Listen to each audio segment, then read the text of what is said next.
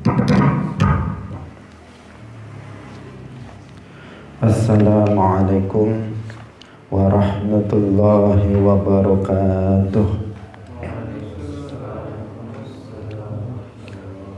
Alhamdulillahi rabbil alamin. Lahu ni'matu wa lahul fadlu wa lahul thana'ul hasan. Wassalawatullahil barrir rahim wal malaikatil muqarrabin ala sayyidina wa maulana Muhammadin wa ala alihi wa ashabihi tayyibin tahirin. Allahumma la sahla illa ma ja'altahu sahla wa anta taj'alul hazna idha syi'ta sahla. Allahumma arzuqna al-ikhlasa fi niyyati wal qawli wal amal wa ba'du. Ila nabiyil Mustafa sallallahu alaihi wasallam wa ikhwanihi minal anbiya'i wal mursalin wa syuhada'i was salihin, khususan ila sultanil awliya Syekh Abdul Qadir al-Jilani wa Syekh Ahmad al-Rifa'i wa Syekh Bahauddin an-Naqsyabandi wa Syekh Abdullah al-Harari wa ila muallif hadzal kitab al-Qadhi Abi Syuja' wa ila arwahi muassisi jam'iyyati Nahdlatul Ulama Syekh Muhammad Hashim Asy'ari wa Syekh Bisri Sansuri wa Syekh Abdul Wahhab Hasbuwah wa ila arwahi jami'i ahli al-qubur minal muslimin wal muslimat wal mu'minin wal mu'minat min masyariqil ardi ila magharibiha, khususan ila arwahi abaina wa ummahatina wa ajdadina wa jaddatina wa masyayikhina wa masyayikhi masyayikhina. Al-Fatihah. A'udzu billahi minasy syaithanir rajim. Bismillahirrahmanirrahim. Alhamdulillahi rabbil alamin. Ar-Rahmanir Rahim. Maliki yaumiddin. Iyyaka na'budu wa iyyaka nasta'in. Ihdinas siratal mustaqim. Siratal ladzina an'amta 'alaihim ghairil maghdubi 'alaihim waladdallin. Amin. Hadirin hadirat kaum muslimin muslimat, pemirsa Madu TV rahimakumullah. Alhamdulillah, puji syukur marilah kita sampaikan kepada Allah Subhanahu wa taala.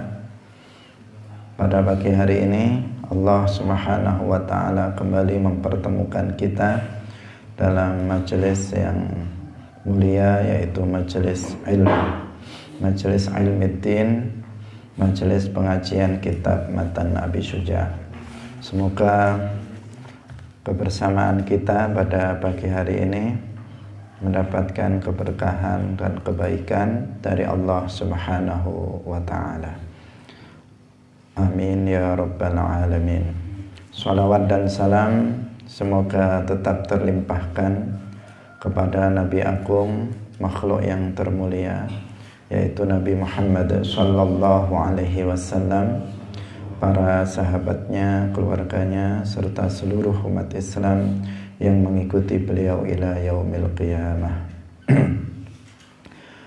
Hadirin hadirat rahimakumullah, untuk memulai pengajian kita pada pagi hari ini, mari kita mengikhlaskan niat kita lillahi ta'ala. Karena hanya dengan niat yang ikhlas, maka amal soleh yang kita lakukan, apapun itu, termasuk hadir dalam majelis ilmu, itu bisa diterima oleh Allah Subhanahu wa ta'ala dan mendapatkan pahala nanti di akhirat. Pada pagi hari ini kita membahas tentang i'tikaf, ya, bagian yang paling akhir setelah puasa, yaitu tentang masalah al-i'tikaf. Ini i'tikaf sebenarnya disunnahkan bukan hanya pada bulan Ramadan, tetapi pada setiap waktu. Namun biasanya sangat ditekankan, sangat dianjurkan untuk dilakukan pada bulan Ramadan, sehingga di sini bab tentang i'tikaf itu disajikan setelah bab tentang puasa. Hadirin rahimakumullah, mari kita baca faslun wal i'tikafu sunnatun mustahabbatun walahu syartani an-niyyatu wal lubthu fil masjidi. Faslun utawi iki iku fasal suwiji. Wal i'tikafu lan utawi i'tikaf iku sunnatun sunnah mustahabbatun kang dan sunnahaken. Walahu lan iku ketuwe i'tikaf syartani utawi syarat loro. Rupane an-niyatu niat, wal lubthu lan netep fil masjidi ing dalem masjid. Wala yakhruju lan ora metu, wala yakhruju lan ora metu sapa wong kang i'tikaf minal i'tikafi saking i'tikaf al-manzuri kang den nadharaken illa li hajatil insani kejaba krana ana hajat menungso, hajate menungso, au uzrin utawa krana uzur, min haidin nyatane saking haid rupa haid, au maradin utawa lara, la yumkinu kang ora mungkin apa al muqamu netep ma'ahu sartane marad. Waya betulu lan batal apa i'tikaf bil wata'i kelawan wati, kelawan jima. Hadirin hadirat rahimakumullah, salah satu ibadah yang disunnahkan untuk dilakukan oleh seorang muslim adalah i'tikaf. I'tikaf itu secara bahasa menetap pada sesuatu. Sementara yang dikehendaki di sini i'tikaf itu adalah menetap di masjid dengan niat untuk mendekatkan diri kepada Allah Subhanahu wa ta'ala.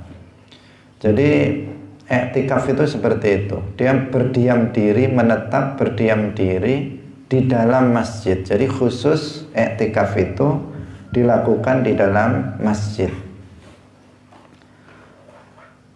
dengan niat untuk mendekatkan diri kepada Allah Subhanahu wa ta'ala. Ini yang disebut dengan i'tikaf. Dan hukumnya itu adalah sunnah kapanpun, sunnah kapanpun, tidak mengenal waktu. Boleh i'tikaf itu dilakukan pagi hari, boleh dilakukan tengah hari, boleh dilakukan sore hari, boleh dilakukan awal malam, tengah malam, akhir malam. Itu boleh kapan saja seseorang mau beriktikaf, masuk saja ke dalam masjid, duduk di situ dengan niat i'tikaf lillahi ta'ala, maka seseorang sudah mendapatkan pahala, yaitu pahala i'tikaf. Jadi ini mudah ya, mudah. Tetapi terkadang jarang dilakukan oleh kita. Meskipun dalam banyak kesempatan ketika kita masuk ke dalam masjid, tidak harus seseorang masuk di dalam masjid misalnya tujuannya hanya i'tikaf. Misalnya ketika kita di waktu sholat Jumat, ketika kita duduk di situ hendaknya kita berniat untuk i'tikaf. Atau misalnya seseorang kita biasanya mengadakan majelis ilmu di dalam masjid. Maka ketika duduk kita di dalam masjid itu, kita menuntut ilmu, jangan lupa juga kita untuk berniat untuk i'tikaf lillahi ta'ala. Sehingga pahalanya itu bisa double. Pahala thalabul ilmi juga pahala al-i'tikaf di dalam masjid. Hadirin hadirat rahimakumullah. Hanya saja i'tikaf dilakukan pada 10 terakhir di bulan Ramadan itu lebih utama daripada i'tikaf yang dilakukan di selain waktu itu. Karena dalam rangka untuk iltimas Lailatul Qadar. Ini dikarenakan Rasulullah Shallallahu Alaihi Wasallam ketika beliau memasuki 10 terakhir dari bulan Ramadan, maka beliau lebih perhatian beliau dalam melakukan i'tikaf di dalam masjid. Dalam rangka di sini iltimasu Lailatul Qadar, karena memang kebanyakan yang paling sering Lailatul Qadar itu terjadi pada 10 terakhir di bulan Ramadan. Meskipun Lailatul Qadar itu tidak mesti di 10 terakhir bulan Ramadan. Yang pasti itu adalah bahwa Lailatul Qadar terjadi di bulan Ramadan. Bisa di awal, bisa di tengah, bisa di akhir. Hanya saja kebanyakan Lailatul Qadar itu terjadi pada 10 terakhir dari bulan Ramadan. Karena ada hadis yang menyatakan begitu, iltamisuha fil ashril awakhir min Ramadan. Carilah Lailatul Qadar itu di 10 terakhir dari bulan Ramadan. Dan para ulama itu juga banyak yang telah menyaksikan sendiri bahwa Lailatul Qadar itu kebanyakan terjadi pada 10 terakhir bulan Ramadan. Lebih sering lagi terjadi pada malam-malam ganjil dari bulan Ramadan di 10 terakhir bulan Ramadan tersebut. Itu yang paling sering terjadi. Sehingga pada 10 terakhir bulan Ramadan itu lebih ditekankan kita untuk beriktikaf di dalam masjid. Dan biasanya memang banyak kalau sudah 10 terakhir Ramadan di malam Ramadan itu banyak umat Islam yang berduyun-duyun datang ke masjid untuk melakukan i'tikaf di sana. Hadirin hadirat rahimakumullah. Dalam pelaksanakan i'tikaf itu rukunnya di sini tidak disebutkan secara langsung. Rukunnya itu ada 4. Yang pertama niat. Di sini disebutkan itu sebagai syarat, disebutkan di sini ya. Walahu syartani, kita sebutkan, kita ikuti ini saja. Walahu syartani an-niyatu wal lubthu fil masjid. I'tikaf itu memiliki 2 syarat. Salah satunya adalah niat. Niat dalam i'tikaf yang dinazarkan, yang fardu, ini pada dasarnya kan dia sunnah ya. I'tikaf itu sunnah. Tetapi jika dinazarkan, maka i'tikaf itu menjadi wajib. Ini dulu. Jadi ketika seseorang misalnya dia bernazar, dia mengatakan, jika nanti saya sembuh dari penyakitku, maka saya mewajibkan diri saya untuk beriktikaf selama 7 malam misalnya. Maka di sini i'tikaf itu hukumnya menjadi wajib, bukan sunnah lagi. Maka seseorang jika dia beriktikaf wajib, maka dia juga harus berniat untuk iktikafnya adalah iktikaf wajib. Tetapi jika iktikafnya itu adalah iktikaf sunnah, ya dia berniat untuk iktikaf di dalam masjid lillahi ta'ala, seperti itu. Hadirin hadirat rahimakumullah. Kemudian yang berikutnya, yang kedua adalah al-lubthu fil masjid. Al-lubthu fil masjid.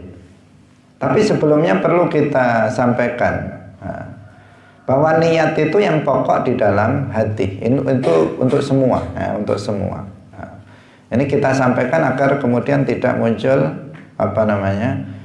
muncul pertanyaan gimana ya niatnya.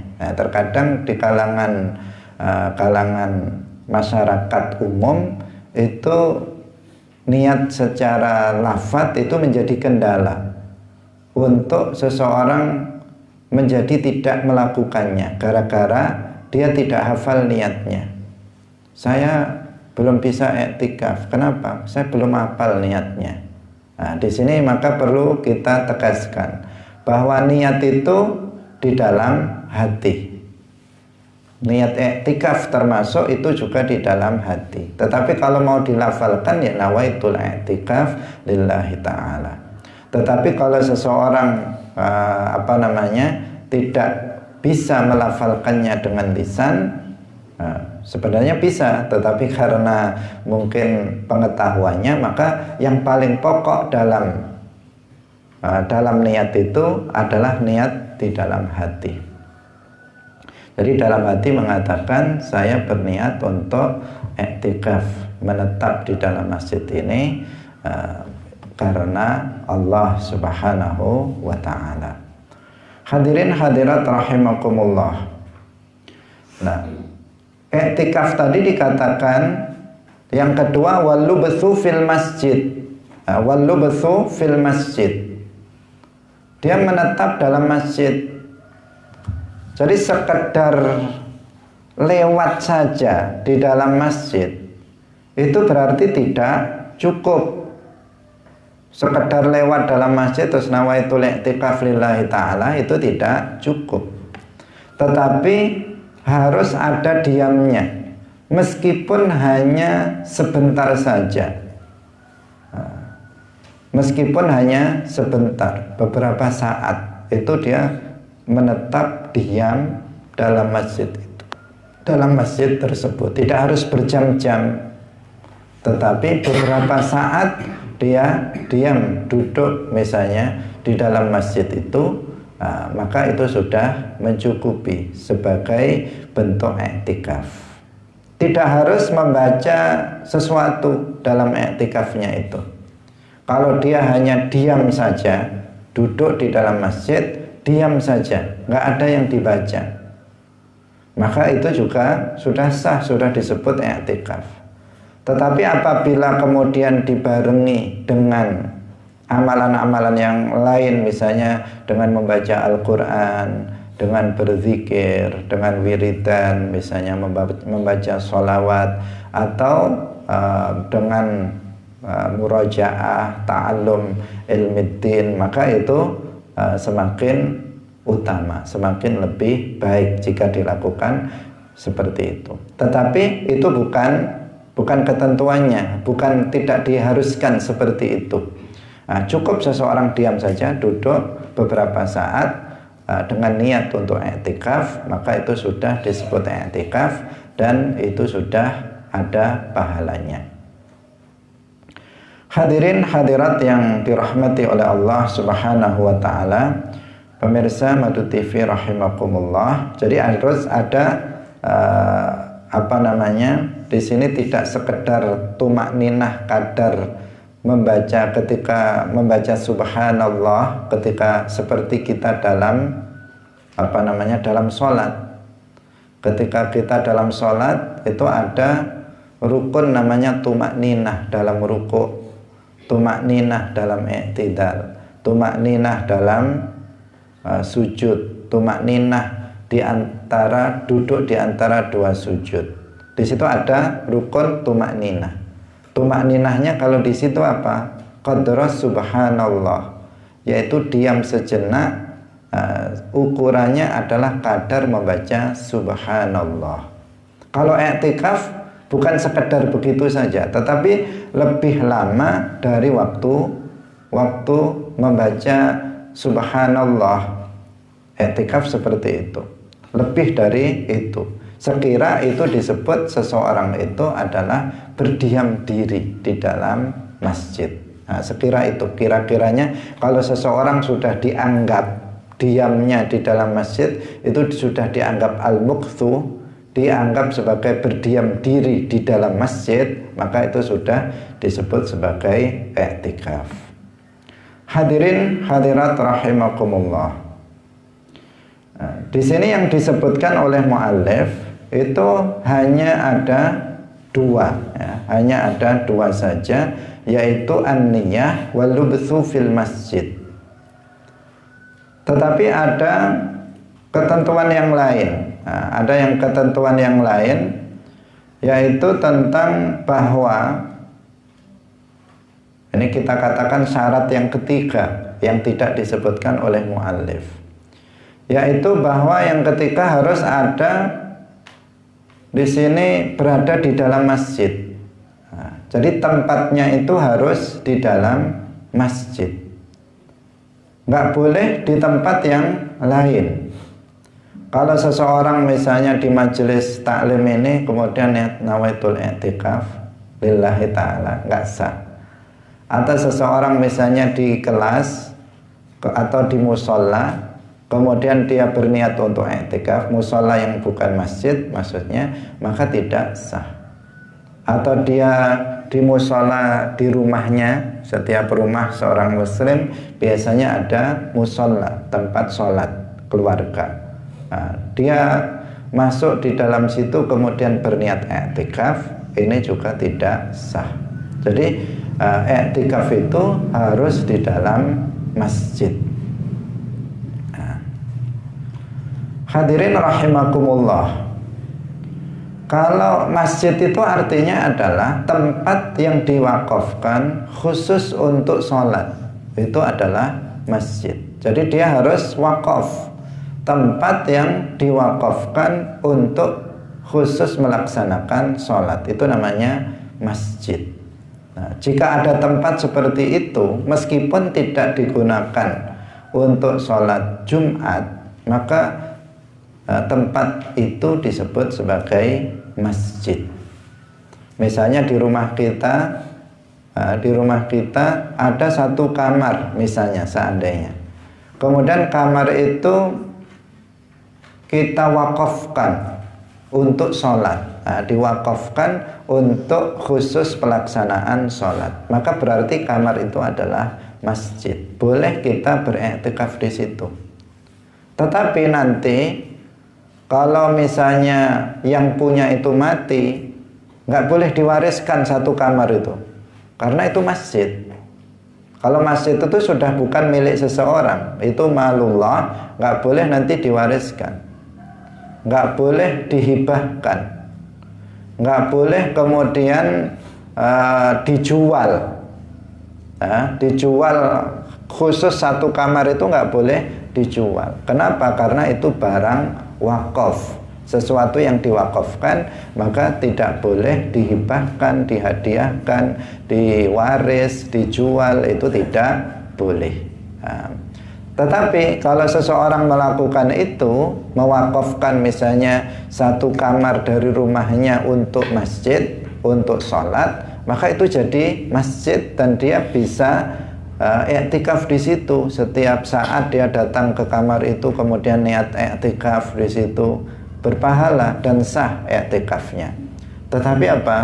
Ya tadi itu ketentuan wakaf itu harus diperhatikan, karena jangan sampai seseorang nanti menjual tanah wakaf, atau jangan sampai seseorang nanti mewarisi tanah wakaf yang sudah diwakafkan oleh orang tuanya.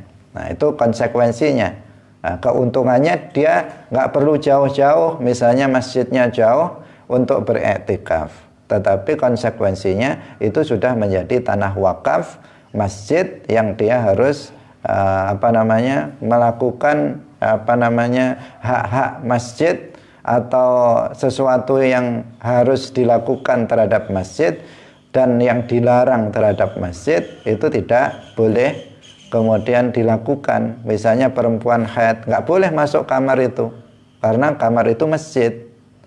Kalau misalnya melakukan hubungan suami istri nggak boleh di kamar itu karena kamar itu adalah masjid, dan seterusnya. Konsekuensi dari hukum masjid harus diperhatikan. Nggak boleh dikotori, nggak boleh dinajisi, dan seterusnya. Tapi dia menjadi masjid. Kenapa? Karena tempat itu diwakafkan untuk masjid, untuk sholat. Hadirin hadirat rahimakumullah. Jadi iktikaf di sini berarti tidak mesti dilakukan di tempat masjid yang digunakan untuk sholat Jumat. Jadi masjid yang digunakan untuk sholat Jumat itu namanya al-masjid al-jami'. Masjid jami' itu namanya masjid yang digunakan untuk Jumatan. Kalau yang tidak digunakan untuk Jumatan ya masjid begitu saja. Masjid. Meskipun itu kecil, kalau diwakafkan untuk masjid, untuk sholat, maka namanya adalah masjid. Meskipun tidak digunakan untuk sholat Jumat. Karena kita terkadang kebanyakan di antara kita itu memahami bahwa masjid itu adalah jika digunakan untuk Jumatan. Yang enggak untuk Jumatan berarti bukan masjid. Pemahamannya enggak seperti itu. Tetapi setiap tempat yang diwakafkan untuk sholat, maka itu adalah masjid. Maka berlaku hukum-hukum masjid, termasuk di sini boleh bagi seorang muslim untuk beriktikaf di dalam masjid tersebut atau di tempat tersebut yang merupakan hukumnya adalah masjid. Hadirin hadirat rahimakumullah. Kemudian di sini ada rukun yang keempat, yaitu apa? Orang yang beriktikaf. Ya, orang yang beriktikaf itu ada syarat-syaratnya. Orang yang beriktikaf itu ada syarat-syaratnya. Syaratnya 3. Yang pertama adalah Islam. Muslim. Kalau bukan Muslim, maka ya tidak bisa. Tidak bisa dia untuk beriktikaf, seperti yang sudah kita jelaskan berkali-kali bahwa ibadah non-muslim itu tidak diterima, tidak sah dan tidak diterima oleh Allah Subhanahu wa taala. Al-Imam Al-Ghazali mengatakan la tasihhul ibadatu illa ba'da ma'rifatil ma'bud. Tidak sah suatu ibadah kecuali setelah mengenal zat yang disembah, yaitu setelah mengenal Allah. Artinya setelah seseorang itu mukmin muslim, baru ibadah seseorang itu sah dan diterima oleh Allah Subhanahu wa taala. Dan i'tikaf adalah salah satu macam ibadah taqarrub ilallah yang tidak sah dan tidak diterima jika dilakukan oleh orang yang bukan muslim. Maka al-mu'takif, orang yang i'tikaf, itu harus seorang muslim. Kemudian yang kedua, syarat mu'takif, orang yang i'tikaf itu dia adalah orang yang al-aqlu, dia berakal. Dia berakal. Berakal di sini artinya yang dimaksud adalah tamyiz. Tamyiz. Dia tidak gila termasuk, kemudian dia sudah mumayyiz, bukan anak kecil yang belum mumayyiz. Jadi meliputi seluruhnya itu, meliputi orang yang memang tidak hilang akal, tidak gila, juga meliputi bahwa orang tersebut adalah mumayyiz. Karena orang gila juga bukan mumayyiz. Orang gila dia tidak bisa menentukan, ngomong saja kadang dia ngelantur. Bukan kadang ya, selalu dia orang gila sifatnya seperti itu. Nggak tahu apa yang diucapkan, nggak tahu apa yang diomongkan. Itu berarti dia tidak mumayyiz. Kemudian yang ketiga, syarat orang yang i'tikaf itu adalah dia al-khulu anil haidhi wan nifasi wal janabah. Jadi orang tersebut tidak haid, tidak dalam keadaan nifas ataupun dalam keadaan junub. Kenapa? Karena memang orang-orang ini itu tidak boleh berada di dalam masjid. Oh, perempuan yang sedang haid dan nifas itu haram hukumnya dia berdiam diri di dalam masjid. Demikian juga orang yang junub itu juga diharamkan bagi dia untuk berdiam diri di dalam masjid, sehingga nggak boleh dia juga beriktikaf dalam masjid. Wong memang dia nggak boleh untuk berdiam diri di masjid. Al-mukthu fil masjid itu termasuk sesuatu yang diharamkan bagi perempuan yang haid nifas, demikian juga bagi orang yang junub.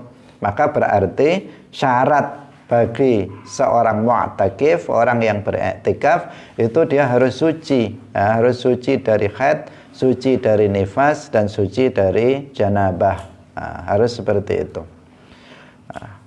Bahkan seorang perempuan dia memang dari dasarnya memang dia nggak boleh untuk yang sedang haid itu tidak boleh dia untuk berada di dalam masjid, dengan pengertian berdiam diri di dalam masjid.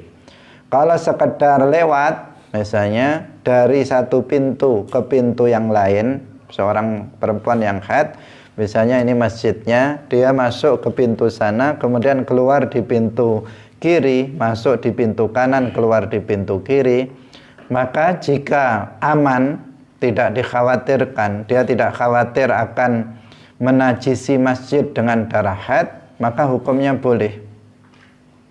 Tetapi kalau riwariwi misalnya dari sana jalan, dia tidak berdiam diri, tidak menetap, tidak duduk di masjid, tetapi dia berjalan, tapi bolak-balik dari masuk dari pintu sana, nanti nggak jadi keluar sana, balik lagi ke sana, balik ke sana, balik ke sana, maka ini tidak diperbolehkan. Meskipun tidak dikhawatirkan akan menajisi masjid, itu hukumnya sama dengan berdiam diri di dalam masjid, hukumnya haram. Apalagi berdiam diri kemudian untuk i'tikaf, maka ini sesuatu yang dilarang. Bahkan i'tikafnya dia berdosa karena berarti melanggar larangan untuk berdiam diri di dalam masjid bagi perempuan yang haid. Kemudian yang kedua, i'tikafnya juga tidak sah, karena syarat bagi orang yang beriktikaf dia harus dalam keadaan suci dari haid, nifas maupun dari hadas janabah, dari junub, hadas besar. Hadirin hadirat yang dirahmati oleh Allah Subhanahu wa taala. Kemudian yang berikutnya, wala yakhruju min al-i'tikafil manzuri illa li hajatil insan au udhrin min haidin au maradin la yumkinul muqamu ma'ahu. Orang yang beriktikaf itu, tadi kita katakan iktikaf ada iktikaf yang sunnah, ada i'tikaf yang wajib. Kalau i'tikaf yang sunnah, ya kita bukan i'tikaf yang dinazarkan. I'tikaf yang wajib itu i'tikaf yang dinazarkan. Maka di sini dikatakan tidak boleh seseorang yang beriktikaf itu keluar dari masjid, keluar dari masjid atau keluar dari i'tikaf yang dinazarkan, kecuali jika ada hajat manusia. Hajat manusia itu apa? Ya seperti kencing, berak misalnya. Dia sudah bernazar untuk i'tikaf, sudah mulai, ternyata terasa kebelet misalnya kencing atau berak, maka di sini dia boleh untuk keluar masjid untuk berak atau kencing, kemudian dia kembali lagi untuk untuk melanjutkan i'tikafnya. Nah, atau karena uzur. Uzur di sini seperti di sini karena haid atau nifas. Nah, begitu seorang perempuan dia misalnya sedang i'tikaf yang manzur, yang dinazarkan, dia duduk kemudian datang haid, maka di sini dia boleh keluar. Ya memang harus keluar. Karena apa? Orang yang haid tidak boleh dia berdiam diri di dalam masjid. Nah. Hadirin hadirat rahimakumullah. Berbeda kalau itu i'tikaf yang sunnah. Kalau i'tikaf yang sunnah, kapan saja dia mau keluar misalnya untuk membatalkan i'tikafnya, maka itu diperbolehkan. Misalnya duduk sebentar, kok saya pengen sesuatu, pengen melakukan yang lain, kemudian dia batalkan i'tikafnya, atau bukan dibatalkan, istilahnya apa? Diakhiri i'tikafnya, karena di sini kan batas waktunya tidak ada ketentuan. Dia i'tikaf itu bisa lama, bisa sebentar. Sebentarnya itu tadi kadar yang penting sudah dianggap berdiam diri di masjid. Setelah setengah jam, udah saya pengen selesaikan, udah selesai, dia keluar. Sudah boleh. Nah, tetapi kalau seseorang itu i'tikafnya itu dinazarkan, maka tentu nazar itu harus dilaksanakan. I'tikaf harus dilaksanakan sesuai dengan yang dinazarkan tersebut. Hadirin hadirat yang dirahmati oleh Allah Subhanahu wa taala. Demikian juga sakit, ya, sakit yang tidak memungkinkan dia berada di masjid itu. Tidak dimungkinkan karena dia butuh untuk tempat tidur. Dalam masjid nggak ada tempat tidurnya, dia harus tinggalkan masjid itu. Kalau enggak nanti bisa pingsan dia di dalam masjid. Atau dia membutuhkan dokter untuk merawatnya dan semacamnya. Maka di sini dia boleh untuk keluar dari i'tikaf yang telah dinazarkan itu, karena apa? Ada uzur. Dalam hal ini sakit la yumkinul muqamu ma'ahu, yang tidak memungkinkan dia untuk di masjid tersebut. Hadirin rahimakumullah. Atau misalnya seseorang sakitnya ini sakit yang sakitnya bisa membahayakan masjid, bisa mengotori masjid atau bisa menajisi masjid. Kalau dia tetap duduk di situ, maka ini nanti bisa menajisi masjid, karena sakitnya adalah sakit perut yang mencret misalnya, atau sakit terus menerus keluar kencing, itu beser misalnya, atau semacamnya. Jika dia tetap di masjid, bisa masjidnya yang jadi korban kena kencing atau kena berak misalnya, karena dia sakitnya itu. Maka di sini dia karena uzur, meskipun i'tikafnya i'tikaf nazar, dia boleh untuk keluar. Hadirin hadirat yang dirahmati oleh Allah Subhanahu wa taala. Kemudian yang berikutnya, mu'allif rahimahullah mengatakan wa yabtulu bil wat'i, bahwa i'tikaf itu batal dengan wati, yaitu dengan jima. Ketika seorang suami menjima istrinya, maka berarti batal di sini. Jika dia melakukannya di sini dengan pilihan dia, tidak dipaksa. Dia ingat kalau sedang beriktikaf, tidak lupa. Dia tahu bahwa itu hukumnya haram. Nah, dia melakukan itu, kemudian maka iktikafnya itu batal. Nah, kalau hanya bukan jima, tetapi misalnya muqaddimahnya jima, misalnya seseorang bersentuhan dengan istrinya, misalnya mencium dan sebagainya, maka itu tidak membatalkan i'tikaf. Tidak membatalkan i'tikaf. Tetapi ya itu masa dilakukan di dalam masjid. Nah, ini kan kita bicara tentang masjid. Tapi ini kan seandainya itu terjadi, maka itu tidak membatalkan. Yang membatalkan adalah jika jima, hubungan suami istri dilakukan di situ dan itu tidak diperbolehkan dilakukan di masjid, dan jika dilakukan dia berdosa dan dia batal i'tikafnya jika dia sedang beriktikaf. Mubasyarah tadi, bersentuhan kulit seperti ciuman di dalam masjid suami istri, itu tidak membatalkan kecuali jika mengeluarkan mani. Jika mengeluarkan mani, maka itu batal, i'tikafnya juga batal. Hadirin hadirat rahimakumullah.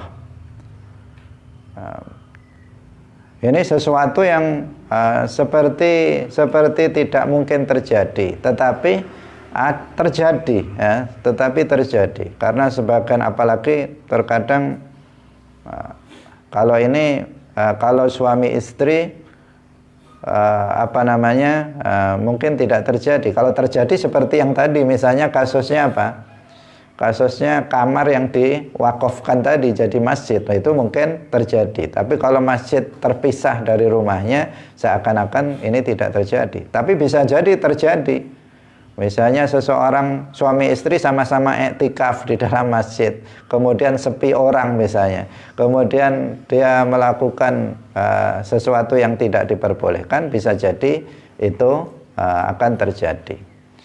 Karena bahkan sering terjadi di beberapa masjid itu ini justru lebih parah karena bukan suami istri. Terjadi perzinaan itu di dalam masjid, itu beberapa kali terjadi karena masjid dianggap sebagai tempat yang sepi, kemudian mungkin orang, masjid seharusnya ramai tapi ini dianggap sebagai tempat yang sepi, sehingga banyak muda-mudi itu kemudian melakukan sesuatu zina itu di dalam masjid. Itu terjadi di beberapa tempat. Nah, di tempat kita, nggak saya sebutkan masjidnya, itu satpam beberapa kali menemui kejadian yang seperti itu. Masih anak-anak muda, anak sekolah itu melakukan hal yang seperti itu. Di siang hari, di tempat yang dianggap di masjid itu sunyi, tidak dimungkinkan ada orang yang melihatnya. Hadirin hadirat rahimakumullah, ini mungkin juga evaluasi, ternyata masjidnya sepi sehingga digunakan oleh orang-orang untuk melakukan hal-hal yang justru yang seharusnya tempat untuk ibadah, tetapi digunakan untuk bermaksiat kepada Allah Subhanahu wa ta'ala. Hadirin hadirat yang dirahmati oleh Allah Subhanahu wa ta'ala. Pembahasan tentang i'tikaf ini sudah selesai. Setelah ini kita akan memasuki pembahasan tentang haji. Dan ini berkaitan dengan bulannya. Sekarang adalah bulan haji. Bulan-bulan haji itu mulai dari Syawal, Dzulqa'dah, kemudian Dzulhijjah. Itu miqat zamani dari haji. Dan kita sekarang berada di bulan Dzulqa'dah. Insyaallah mulai besok kita akan mempelajari tentang masalah haji ini, agar kita sekedar tahu jika kita memang tidak termasuk yang berkewajiban. Bagi yang telah berkewajiban, ini adalah sesuatu yang penting untuk dipahami, karena banyak sekali orang-orang yang sekarang minat hajinya itu begitu sangat tinggi. Bahkan di Indonesia untuk haji itu harus menunggu waktu 30 tahun. 30 tahun. Misalnya sekarang kita daftar tahun 2021. Berarti kita hajinya tahun 2050. 2050 yang akan datang baru kita melaksanakan haji. Maka sebagian orang-orang kaya itu anaknya yang bayi itu sudah didaftarkan untuk haji. Karena nanti dia akan berangkat hajinya ketika dia masih muda. Nah, ketika umur 30 tahun dia bisa melaksanakan haji dengan sehat. Nah, tetapi kalau kita sudah tua seperti saat ini misalnya sudah tua baru daftar haji, kecuali jika ada rezeki sehingga diajukan, bisa jadi diajukan, ada yang meninggal, sudah tua meninggal, kemudian bisa maju itu bisa. Tetapi dalam hitungan dari pemerintah, daftar sekarang, daftar tunggunya sampai 30 tahun sekarang. Karena apa? Karena minat orang yang melaksanakan haji itu sangat besar di Indonesia. Apalagi sekarang tertunda 2 tahun. Coba dibayangkan tertunda 2 tahun. Orang yang seharusnya dia melaksanakan hajinya tahun 2020 sekarang belum berangkat. Dia berangkatnya tahun 2022 jika coronanya sudah hilang. Jika belum bisa tertunda lagi, itu akan menunggu berapa lama. Bahkan mungkin sudah banyak yang mati, yang seharusnya kemarin haji 2020 nggak jadi haji gara-gara ada corona, sehingga mereka belum sempat untuk melaksanakan ibadah haji. Jadi minatnya itu sangat besar. Tetapi apa?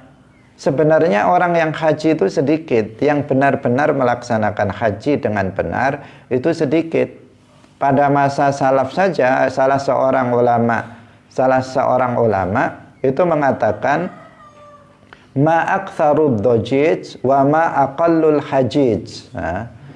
Betapa banyak riuhnya orang melaksanakan haji.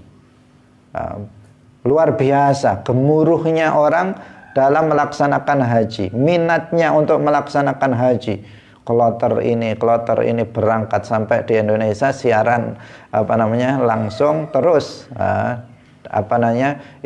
banyaknya ribuan orang yang melaksanakan ibadah haji. Itu masih dari Indonesia, belum dari negara-negara yang lain. Tetapi Indonesia termasuk jamaah hajinya terbesar. Nah, di antara penyumbang jamaah haji terbesar adalah di Indonesia.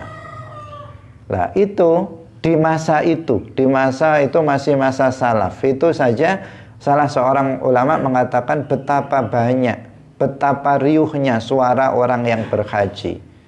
Tetapi ma'aqal al-hajij, betapa sedikitnya orang yang haji dengan sebenarnya. Artinya apa? Orang yang hajinya sah sesuai dengan ketentuan dari syarak itu sedikit. Tetapi orang yang zahirnya secara fisik melaksanakan ibadah haji, pulang kemudian dipanggil Pak Haji, itu jumlahnya banyak. Karena pokoknya ke sana, nanti pulang sudah dipanggil Pak Haji, kan begitu. Meskipun di sana misalnya dia tidak tawafnya nggak benar, sa'inya nggak benar, sehingga tidak sah ibadah hajinya misalnya. Tetapi dia tetap dipanggil Pak Haji. Karena sudah pulang dari Makkah. Jadi secara zahir dilihat dari secara fisik orang yang melakukan suratul hajj, bentuk haji itu jumlahnya sangat banyak. Tetapi sebenarnya orang yang berhaji dengan sebenar-benarnya itu sangat sedikit. Itu pada masa itu. Bagaimana dengan masa sekarang? Ketika banyak kebodohan itu menyebar, maka betapa banyaknya, lebih banyak lagi orang yang sekarang itu dia berangkat ke Makkah, tetapi sesungguhnya dia tidak benar dalam melaksanakan hajinya tidak sah. Sebagian hajinya tidak sah, sebagian dia sah tetapi tidak diterima oleh Allah Subhanahu wa ta'ala.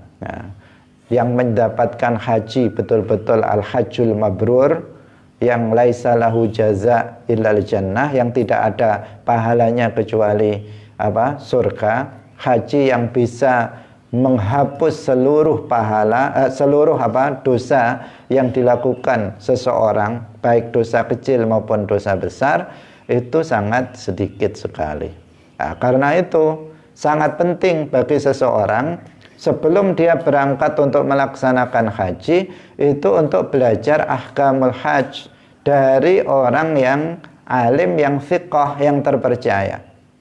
Bukan sekedar gerubiak-gerubiuk saja melaksanakan manasik, tetapi hanya sekedar formalitas. Karena sebagian travel itu hanya formalitas saja. Nanti begini, tetapi tidak berdasarkan ilmu yang dijelaskan oleh para ulama. Itu. Dan itu butuh juga bukan hanya sekedar ilmu secara teori, tetapi juga yang menjelaskan itu kalau belum pernah praktek, itu juga akan kesulitan. Karena posisi-posisi nanti ketika kita melaksanakan ibadah haji di sana, kalau belum pernah mengetahuinya, itu juga akan sulit. Sehingga perlu antara teori ilmu juga dipraktek. Di sini juga dilakukan praktek kecil-kecilan untuk untuk seseorang itu biar tidak bingung dalam pelaksanaan hajinya nanti di sana. Jangankan orang umum yang tidak pernah belajar tentang ahkamul hajj. Bahkan sebagian orang itu sudah pernah belajar ahkamul hajj. Ada teman kita yang ketika haji itu dia bawa kitab kuning khusus untuk haji. Jadi ketika di sana juga bingung ketika dalam pelaksanaannya. Yang orang umum malah nggak bingung. Kenapa nggak bingung? Ya karena nggak pakai ilmu, pokoknya orang kesana, orang kemari, pokoknya jalan-jalan, orang baca pokoknya umi-umi itu aja dia sudah pulang, sudah dipanggil Pak Haji. Hadirin hadirat rahimakumullah. Jadi kita harus betul-betul semua perbuatan yang kita lakukan itu didasari dengan ilmu agar sah. Sholat harus didasari dengan ilmu, puasa harus didasari dengan ilmu, i'tikaf harus didasari dengan ilmu, haji juga harus didasari dengan ilmu. Tanpa ilmu maka apa yang kita lakukan nanti itu akan sia-sia saja, tidak sah. Kalau sudah tidak sah, sudah pasti tidak akan diterima oleh Allah Subhanahu wa ta'ala. Kalau sah itu belum tentu diterima oleh Allah. Kalau nggak sah, sudah pasti tidak diterima oleh Allah Subhanahu wa ta'ala. Karena ada sebagian orang mengatakan yang penting kan hatinya. Meskipun salah-salah, kalau hatinya ikhlas, nanti diterima. Nggak bisa. Itu aturan Allah. Sah, ikhlas, baru diterima. Kalau ikhlas, tetapi nggak benar caranya, nggak ngikuti aturan Allah dalam pelaksanaannya, ya tetap nggak sah, karena yang nggak diterima. Karena yang paling utama itu harus mengikuti aturan syara. Allah yang menentukan ketentuan ibadah itu Allah. Jika dalam pelaksanaannya dia sudah nggak ngikuti aturan Allah, bagaimana dia ikhlas itu bisa dijadikan sebagai alasan bahwa itu sudah cukup untuk ibadah dia diterima oleh Allah Subhanahu wa ta'ala. Hadirin rahimakumullah, demikian yang bisa kita sampaikan pada pagi hari ini. Pembahasan tentang i'tikaf tidak panjang, kita beri muqaddimah tentang masalah haji, insyaallah akan kita bahas pada pertemuan berikutnya. Barakallahu fikum, wallahul muwaffiq ila aqwamit thariq. Wassalamualaikum warahmatullahi wabarakatuh. La ilaha illallah. Allahumma salli ala sayyidina Muhammad wa ala alihi wa sahbihi wa sallim. Rabbighfirli wa liwalidayya wa lil mu'minina wal mu'minat.